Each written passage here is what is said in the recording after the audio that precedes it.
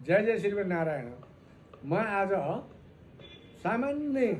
सामान्यभन्दा सामान्य जसको घर छैन, जसको जग्गा किनेको छैन, त्यसको लागि मैले लिएर आएको छु है। तपाईहरु नआतिनु होला। जसको घर जमिनै किनेको छैन भने पनि तपाईहरुले हिम्मत गर्नुपर्ने हुन्छ।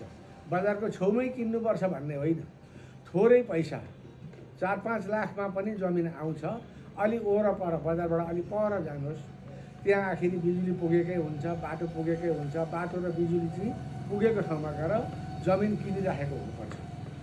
अथवा जमिन किनेको छ भने घर बनाइहाल्नुहोस्। घर बनाउन भनेको हतार गर्नु, तर घर बनाउँदा ठुलो घर बनाउनु पर्दैन। तर छोरा मान्छेलाई घर बनाउन डर लाग्छ। जुन घरको श्रीमतीले, नारी वर्गले घर बनाउन, हामी कति भाडामा बस्नु, घर बनाउन भनेर किचकिच गरिराख्नु पर्ने हुन्छ। किचकिच गरिएन भने छोरा मान्छेलाई त बसेकै छु भएकै छ, छोरा मान्छेलाई डर लाग्छ घर बनाउन, हिम्मत आउँदैन। हिम्मत दिने भनेको को भन्दा पत्नी हो। पत्नीले हिम्मत दिने हो भने घर चाँडै बन्छ। जब म पनि 12 वर्षसम्म भाडामा बसेको मान्छे हुँ। 12 वर्ष घरमा भाडामा बस्दाखेरि जब एउटा ढोका मात्रै, गेट मात्रै बन्द नगर्दा त्यहाँबाट छोडेर हिँड्नु पर्यो। भाडावालले साह्रै हेप्छन्, अति नै हेपेको हुन्छ। त्यो हेपाइको कुरा त म फेरि पछि भनौँला। तर घर बनाउने सवालमा घर बनाउनु पर्छ, सानो बनाउनु अथवा एक तले मात्रै बनाउनु, टिनले मात्रै छाएको बनाउनु केही फरक पर्दैन। जसरी बनाए पनि हुन्छ। आफ्नो घर भनेको आफ्नो घर हो। भाडाको घरमा आफ्ना साथीभाइहरू 8-10 जना आएर गलल्ल कुनै दिन हाँसी मजा गरेर हाँस्यो भने पनि के को हल्ला भनेर हल्ला गर्न पनि पाइँदैन। मजाले हाँस्न पनि पाइँदैन। दिल खोलेर हाँसौँ भन्दाखेरि त्यसबाट अब्जसहरू आइलागेको हुन्छ। त्यो एउटा कुरा। अर्को कुरा, चप्पल गन्छन्।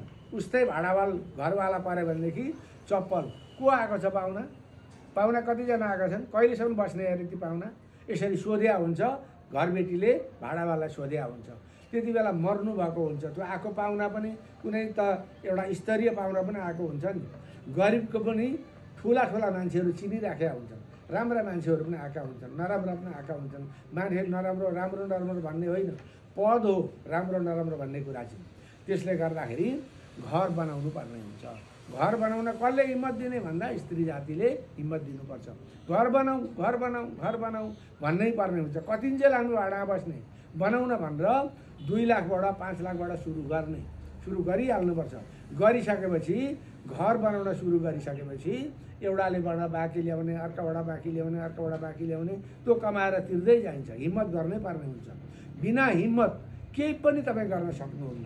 आँट र हिम्मत, विश्वास त्यो छ भने घर सजिलै बनिन्छ, छिटै बनिन्छ। नत्र घर बन्दैन, किनभने डर लागेको हुन्छ। कहाँबाट ल्याउने पैसा, यत्रो पैसा लाग्छ।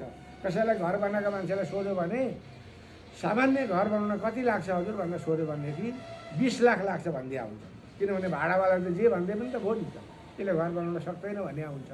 अनि भरे गएर 20 लाख हो भने त आमा कसरी बनाउने। अब मिस्त्रीलाई सोध्नुपर्ने हुन्छ, मलाई सामान्य घर बनाउन कति लाग्छ भने मिस्त्रीले एकछिन 20 लाख लाग्ने छ भनेदेखि तपाईँको काटकुट्नु गर्दाखेरि 10 लाखमा घर बनिन्छ भन्छ।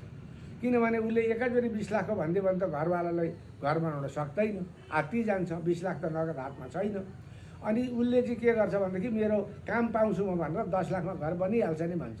अब घर सुरु गरिसकेपछि 10 लाखको 15 लाख 20 लाख त लाग्दै जान्छ। त्यो अधुरो त हुँदैन। त्यस कारणले घर बनाउनलाई तयारी हुनु होला। घर बनाउनु होला। जमिन किनेको छैन भने टाढा पर गएर पनि जमिन किन्नु। जमिनमा गएको पैसा कहिल्यै खेर जाँदैन। त्यो बढ्दै गएकै हुन्छ। जमिन कहिले पनि घट्नेवाला छैन। तर खोलो लाग्ने ठाउँमा, पहिरो लाग्ने ठाउँमा, शत्रु लाग्ने ठाउँमा, भयङ्कर नराम्रा मान्छे बसेको ठाउँमा चाहिँ किन्नु हुँदैन। तर अलि वरपर भयो भने अहिले जहाँ पनि इन्टरनेट छ, बिजुली छ, बाटो छ, सुविधा छ। किनभने बाइक किनेको हुन्छ, बाइकमा सर जाने आउने हुन्छ। बजारको छेउमा बस्दा दुनियाँभरको व्यथा सुन्नुपर्ने हुन्छ।